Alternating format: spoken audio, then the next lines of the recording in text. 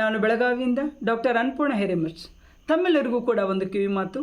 ಇಂದಿನ ಯುವಕರು, ಮಕ್ಕಳು ಎಲ್ಲರೂ ಕೂಡ ಕೆಲವೊಂದು ದುಶ್ಚಟಗಳಿಗೆ ಬಲಿಯಾಗಿ ತಾವೆಲ್ಲರೂ ತಮ್ಮ ಭವಿಷ್ಯವನ್ನು ಹಾಳು ಮಾಡ್ಕೊಳ್ತಾ ಇದ್ದೀರಿ ಅನ್ನೋದನ್ನು ನಾನು ಭಾಳ ಖೇದಕರವಾದಂಥ ಒಂದು ರೀತಿಯಿಂದ ನಾನು ನೋಡಿದ್ದೀನಿ. ನನ್ನ ಮನಸ್ಸಿಗೆ ಭಾಳ ಸಂಕಟ ಆಗತ್ತೈತೆ ಅದನ್ನು ನೋಡೋದಕ್ಕೆ. ನಾನು ನಿಮ್ಮ ಮುಂದೆ ಎಲ್ಲರಿಗೂ ಕೂಡ ಏನು ಹೇಳತ್ತೇನೆಂದ್ರೆ, ಈ ಸ್ಟಾರ್, ಗುಟ್ಗ, ಈ ಮೊಬೈಲ್ ಚಟ, ಅದ್ರ ಜೊತೆಗೆ ಈ ಡ್ರಗ್ಸ್, ಅಫೀಮ್, ಗಾಂಜಾ ಏನೇನೋ ಬಂದಾವಂತ ಅವೆಲ್ಲ ಯಾಕೆ ಕಂಡುಹಿಡ್ದಾರೋ, ಯಾಕೆ ಬಂದಾವ ಅದೆಲ್ಲ ನನಗೆ ಗೊತ್ತಿಲ್ಲ.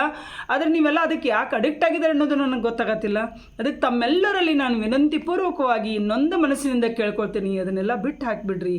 ಅದರಲ್ಲಿ ನಿಮಗೇನೂ ಸಿಗತ್ತಿಲ್ಲ. ಅದರಲ್ಲಿ ನಿಮ್ಮ ದೇಹ, ನಿಮ್ಮ ಮನಸ್ಸು, ನಿಮ್ಮ ಬುದ್ಧಿ ಎಲ್ಲ ಹಾಳಾಗ್ತೈತಿ. ಅದ್ರ ಜೊತೆಗೆ ಈ ಸಮಾಜನೂ ಕೂಡ ಹಾಳಾಗತ್ತೈತಿ.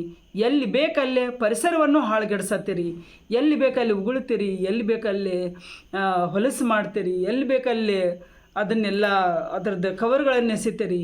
ಇದನ್ನೆಲ್ಲ ಸರ್ಕಾರ ಯಾಕೆ ಬಂದ್ ಮಾಡತ್ತಿಲ್ಲೋ ನನಗೆ ಗೊತ್ತಿಲ್ಲ. ಆದರೆ ನೀವು ತಿನ್ನೋದರ ನಿಲ್ಲಿಸ್ರಿ, ನಿಮ್ಮ ಬುದ್ಧಿಗರ ತಿಳಿತೈತಿಲ್ಲೋ ನೋಡ್ಕೊಳ್ರಿ. ಅದನ್ನು ತಿನ್ನೋದ್ರಿಂದ ನೀವೆಷ್ಟು ಹಾಳಾಗತ್ತೀರಿ, ನಿಮ್ಮ ಮನೆತಾನ ಹಾಳಾಗತ್ತವು. ನಿಮ್ಮನ್ನು ಬೆಳೆಸಿದಂಥ ತಂದೆ ತಾಯಿ ಮನಸ್ಸುಗಳಿಗೆ ನೋವು ಕೊಡತ್ತೀರಿ. ಅದಕ್ಕೆ ಅತ್ಯಂತ ಹೆಚ್ಚು ಯುವಕರನ್ನು ಹೊಂದಿದಂಥ ನಮ್ಮ ಭಾರತ ದೇಶದಲ್ಲಿ ಯುವಕರೆಲ್ಲರೂ ಹಾಳಾಗತ್ತಾರ ಅನ್ನೋದನ್ನು ನೋಡ್ರೆ ಭಾಳ ಖೇದ ಆಗತ್ತೈತಿ ಮನುಷ್ಯಗೆ. ಅದಕ್ಕೆ ಪ್ರತಿಯೊಬ್ಬ ಯುವಕರು ಇದನ್ನು ತಿಳ್ಕೊಳ್ರಿ. ನೀವೆಲ್ಲ ಚಟಗಳನ್ನು ಬಿಡ್ರಿ. ನೀವೆಷ್ಟು ಕಲಿತೀರೋ ಅನ್ನೋದ್ರ ಮೇಲೆ ನಿಮ್ಮ ಜೀವನ ನಿಂತಿಲ್ಲ.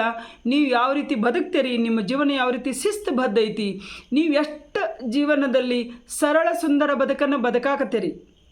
ನೀವು ಎಷ್ಟೋ ದುಡೀರಿ, ಯಾವುದೇ ಕೆಲಸ ಮಾಡಿರಿ, ಏನೂ ಅಸಹ್ಯ ಇಲ್ಲ.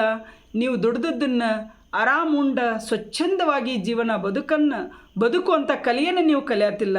ಅದಕ್ಕೆ ನಾನು ಅತೀ ವಿನಮ್ರವಾಗಿ ನಿಮ್ಮಲ್ಲಿ ಬೇಡ್ಕೊಳ್ತೀನಿ, ಎಲ್ಲರೂ ಕೂಡ ಈ ಚಟಗಳನ್ನು ಬಿಡ್ರಿ. ಭಾರತೀಯ ಉತ್ತಮ ನಾಗರಿಕರಾಗರಂತ ತಮ್ಮೆಲ್ಲರಲ್ಲಿ ಕೋರ್ತೀನಿ. ಧನ್ಯವಾದಗಳು.